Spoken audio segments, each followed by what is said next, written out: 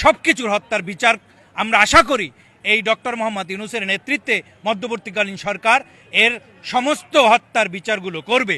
আর যদি তারা ব্যর্থ হয় তবে তারেক রহমানের নেতৃত্বে সুষ্ঠু গণতান্ত্রিক সরকার এ হত্যার বিচার সম্পূর্ণ করবে বলে আমরা আশ্বস্ত করছি।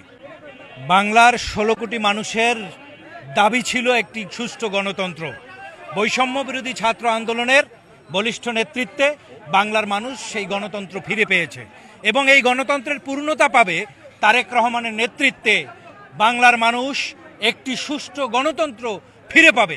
আমরা আশা করছি খুব অল্প সময়ের মধ্যে অবাধ নিরপেক্ষ সুষ্ঠু নির্বাচন হবে এবং সেই নির্বাচনে তারেক রহমান, এই দেশে তারেক রহমানের নেতৃত্বে একটি সুন্দর গণতান্ত্রিক সরকার গঠন হবে।